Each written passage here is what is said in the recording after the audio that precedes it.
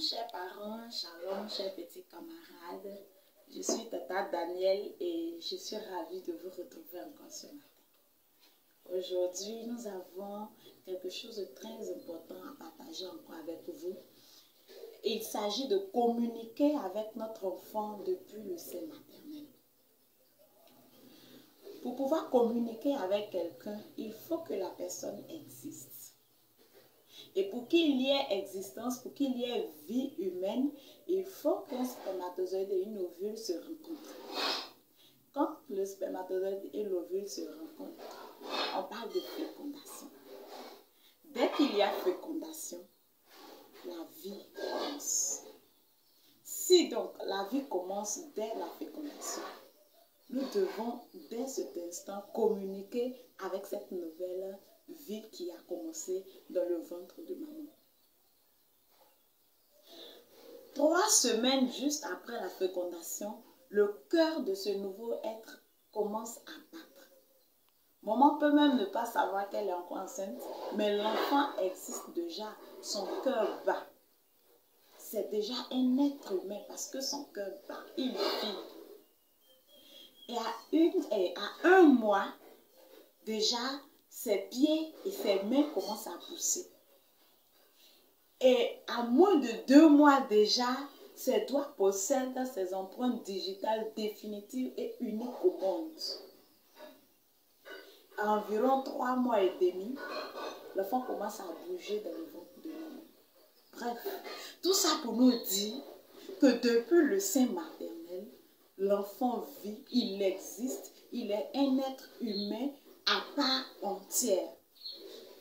Si donc il vit depuis le sein de maman, s'il existe, à nous les parents de communiquer avec lui. Nous devons communiquer avec lui. Nous n'allons pas attendre qu'il sorte d'abord avant de communiquer avec lui, avant d'échanger avec lui. Non.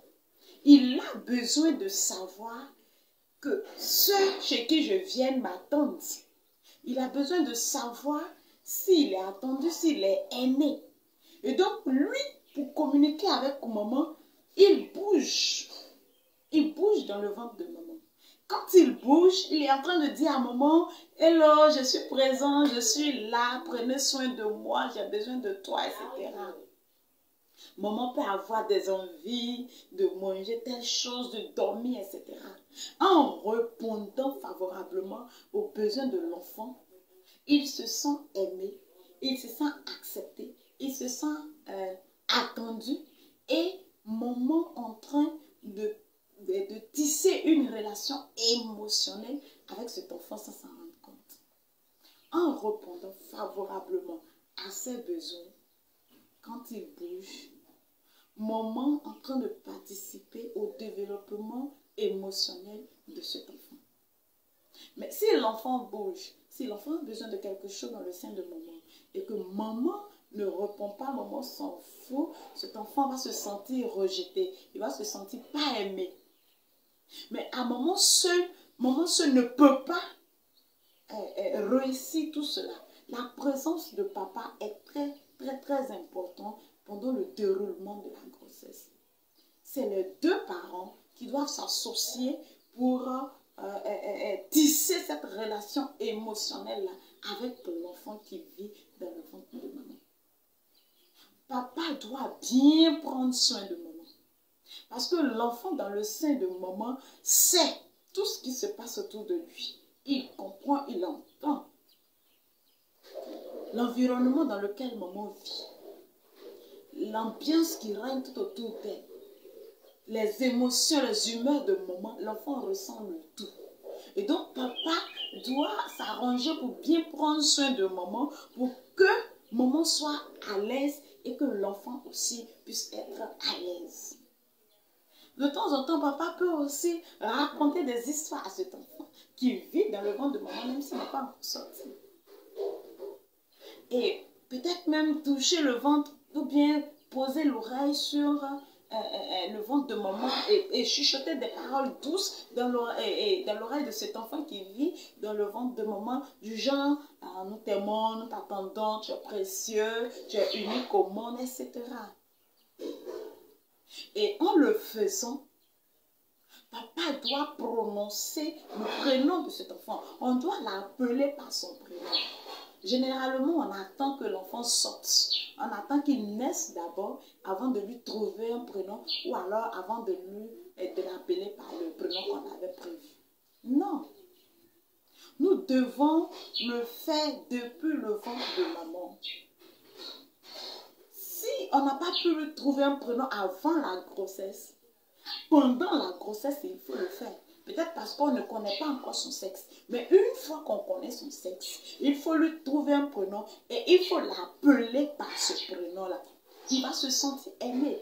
Ah, on ne m'a pas encore vu, mais j'ai un nom. Ça veut dire qu'on m'attend, on m'aime. Et cet enfant est pressé de sortir. Il se sent aimé et ses émotions se forment. Mais en plus de former le côté émotionnel, le plus important, c'est de former aussi et d'assurer surtout le côté spirituel. L'enfant dans le ventre de maman doit savoir que c'est Dieu qui l'a créé. Il doit savoir que Dieu est l'auteur de toute vie humaine sur cette terre. L'enfant doit savoir, il peut le savoir, il peut comprendre ces choses-là. Donc chaque jour, nous devons, papa doit lui lire les versets bibliques, lui chanter des louanges. Maman aussi, vous pouvez lui chanter des louanges, lui lire les versets bibliques et surtout proclamer les belles promesses de la parole de Dieu.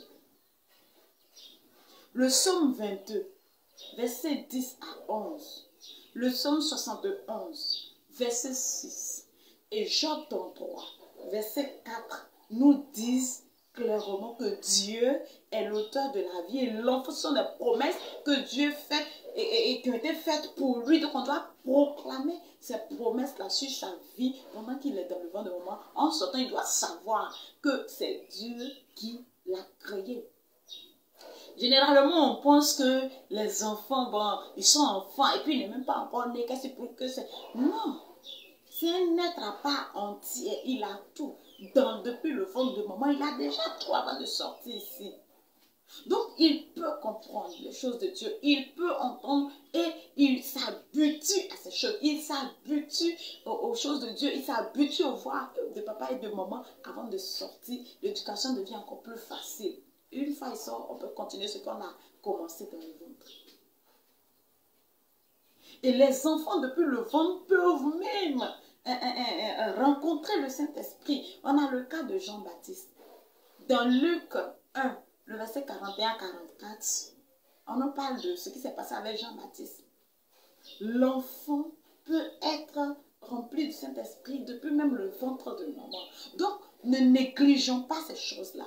Si nous prenons le temps de préparer nos enfants depuis le sein maternel, alors que Dieu les connaît bien avant même qu'ils ne soient tissés dans le sein de maman, si nous prenons le temps de les préparer, de leur raconter les choses de Dieu, les verser, leur chanter des louanges, proclamer les bénédictions sur leur vie, si nous prenons le temps de faire ces choses-là, l'enfant qui a été préparé émotionnellement, spirituellement, il est pressé de sortir. Au fait, il veut voir le visage de toutes ces personnes à qui chaque jour prend le temps de causer avec lui, de lui parler de Dieu, etc., etc. Et donc, à 8 mois déjà, il se positionne et il attend le grand jour. L'accouchement devient facile. Et cet enfant, quand il naît, en ajoutant avec ce qu'il va apprendre dehors ici, vous voyez que son éducation devient encore plus facile. Et donc, ce matin, j'aimerais encourager les parents à prendre ces choses-là au sérieux. Pour ceux qui le savent, qu'ils puissent vraiment s'y mettre. Mais pour ceux qui ne le savaient pas, qu'ils puissent vraiment prendre ça au sérieux et puissent commencer à le faire pour que nos enfants puissent avoir une meilleure éducation spirituelle et grandir selon les voies du Seigneur. Que le Seigneur nous bénisse. Nous vous aimons. Jésus vous aime aussi. À très bientôt.